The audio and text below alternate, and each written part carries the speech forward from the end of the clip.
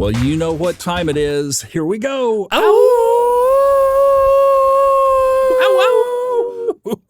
out of breath.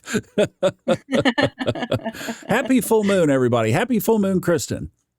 Happy full moon. We have Scorpio Taurus. That's quite the dynamic. I'm excited to get into it. Well, let's do that right now because, as you say, here they are right here. The sun, always opposite the moon on a full moon, shining its light over there. We're going to talk about that in a minute. What else do you see in this chart?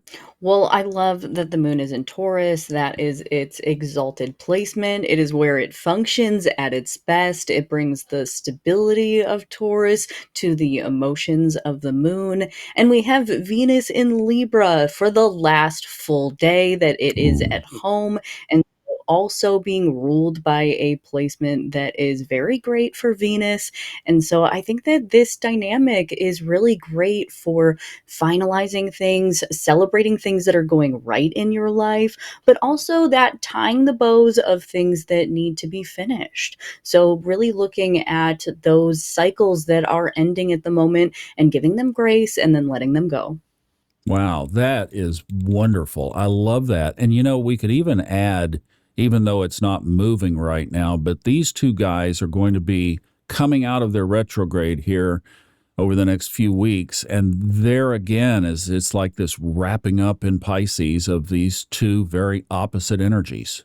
Definitely. Yeah, those two coming direct and then Mercury and Jupiter going retrograde. So it's kind of the push and pull of the dynamic. Boy, we do. And you know, those retrogrades are all on our website on hightimelineliving.com. There's a retrograde box down there and it's up to date. So you can check that if you want to see the flow of how everything is moving through. But we talked about it on Monday. There is a lot going on in the retrograde calendar. So be sure that you're up to speed on that. There was another thing that I'd love for you to comment on. And boy, we do. I mean, there is a lot of shifting going on right now in the chart. Mm-hmm. So we have now both Mars and Mercury in Sagittarius. So that changes our power structure, our thinking. We have to be a little more careful with our words because Mercury rules Gemini. Mm-hmm. So it's in Grumpyville over here. So we have to remember that. It's also opposite, look what I just drew, opposite Uranus. So surprising, unexpected, and sometimes unwelcome things could come out of your mouth. Yeah. I think with that coming retrograde and the fact that Mercury is making several conjunctions with Mars and that opposition dynamic, that's a really good thing to keep in mind is watch what you say. Words have weight. We do have a couple of out of bounds as well. Mercury goes out of bounds. Mercury is out of bounds right now, and it will come back in bounds on the 12th. So it goes into retrograde being out of bounds. Is that comforting? You like to hear that? I don't know. I mean, I've already heard so many things with this pre-shadow of, delays at the airport or delays at, travel. I think that the out of boundsness probably does not help. Well, it's like that skier under the ropes. It's being naughty over there and having some fun at the same time at our expense.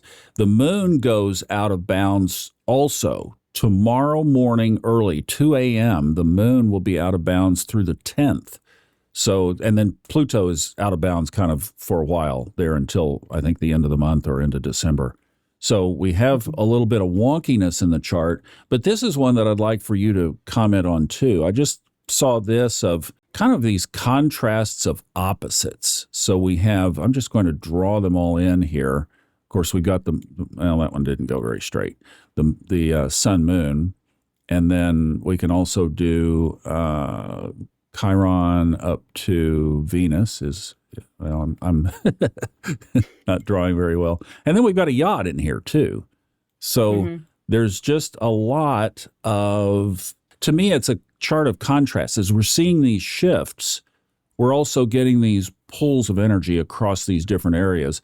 And you say, I mean, we could spend 10 minutes on what this is, but basically what it is what you're feeling. Yeah, it's a need of balance, which most oppositions, that's what they call for.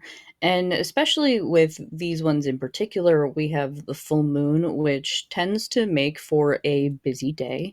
And then the other two, we have Mercury and Jupiter, which are the two that go retrograde next week. And so this is a balancing that is going to come up again. These are balancings that are just beginning to unfold, that they will come up as Mercury goes retrograde and then comes back again direct. Now, you mentioned Jupiter, and Jupiter goes retrograde. I just want to mention, we showed Saturn and Neptune down there together in Pisces, in retrograde, kind of stalled out because they're getting ready to both turn direct.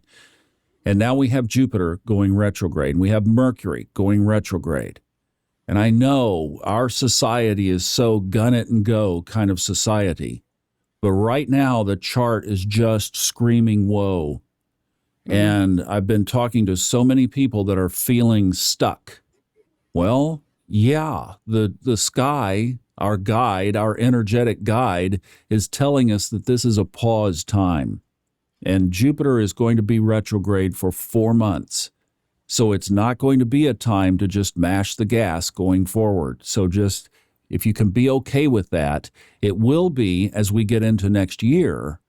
But just give it a pause. Have a nice holiday. Spend time with your family. Don't try to solve every problem. Take it easy. Chillax. Because that's what the sky is giving us. So try not to push up a rope. In other words, it's just a good time to chill. Yeah, it's a great recalibration time. Here we have Mercury going retrograde with Jupiter within 48 hours of each other. And then we have Mercury going direct within 48 hours of Saturn going direct this month. So there is a lot of power with this Mercury retrograde. The recalibration of that, and, what does Mercury in Sagittarius mean for the house that it's placed in your chart? And what things are you having to reconsider? What things are you having to redo? And what energy is that bringing to your communications? Let me show you one other kind of cool thing that I came across as I was getting ready for this. So we have the sun and the moon, all right? So let's just go back astronomically. What do we have when we have a full moon? We have the sun shining, kind of picture the sun. So I've got the yellow light over here. We'll say that's the sun, right? And then here is the earth. And then over here is the moon. Now, the way that they are in their declinations right now, the sun over here is down low, and the moon over here is up high. So that's why you can see the full moon. The sun is down below the equator, and the moon is up above. But what I was thinking when I saw this was that the sun is over here in the 12th house. Now, this is based on the kind of the time and place of this reading. And the sun is shining its light across and over to the moon. And the moon is in the area of the chart of our daily lives. So the moon is receiving this light from the sun from the 12th house. And the 12th house can often be there are support groups on Facebook for 12th house placements. It's like, oh my gosh, especially the moon. So with the 12th house, we can think of what are some of the descriptors that come to mind? I think working behind the scenes is a big one for me on a positive note. A lot of people who are in politics have 12th house placements because it might not be people that are seen, but the things that they do are known. As a 12th house sun myself, the behind the scenes work, you don't always see what I'm doing, but I put it out there, maybe not with a name, or, the podcast, you might not always see a face, but it is what are you doing behind the scenes. Wow, that's a cool analogy. The 12th house gets the bad rap because secret sorrows and self-undoings and hidden enemies and this kind of thing. And certainly the 12th house, by astrological definition, represents those kinds of things: confinement, imprisonment, hospitals, mental institutions, etc., right?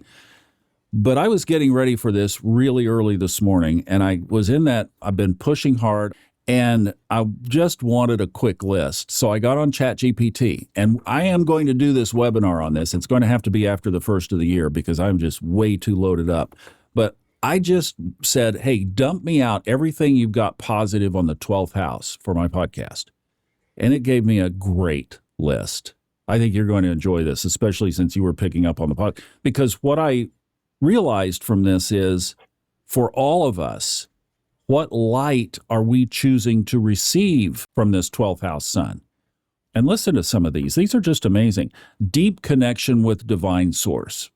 That would be expected, right? That's everything Pisces. That's Neptune.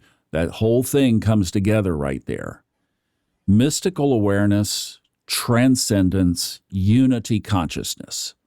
I mean, this is what I'm saying is this is a really special full moon. You talked about the endings, the completions, the closures, very 12th house as well.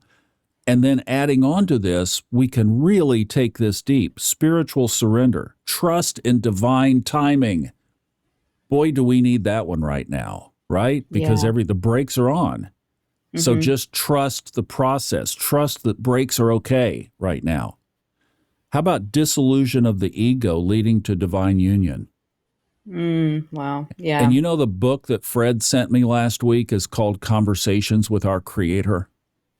Oh, how perfect.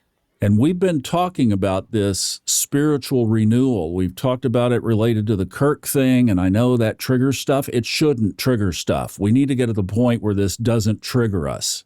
Because what Fred brings up through this book, it's awesome, is that we don't have to have the religious context to connect with the divine. He's saying have conversation, just like you and I are having a conversation right now. Yeah. It doesn't have to be any different. You know, we get this pretense about this. So what we have opening up here, there are so many more of these we don't have time to go into, but strong intuition is here, spiritual resilience, inspirations from creative realms, and then this ability to put creative things out, like doing a video on the full moon day, right? A positive video, and choosing the positive sides. So those, I think, we just have a wonderful opportunity as we look at this image again of the sun radiating out, and we have the receiving of that in our daily lives, the 6th house, the routines, the things that we do every day, and our heart, the moon, can receive this light. And I think what would be a really good thing to do right now is to just make an intention of what kind of light you're going to receive. That's so beautiful and so true. And I think with the powerful 12th house, there's so much faith that can be leaned on in this, and so much that you can really work with. I mean, again, we have that exalted moon being ruled by Venus that is at home, and that is a powerful placement. There's positivity in that. Yeah, that's wonderful.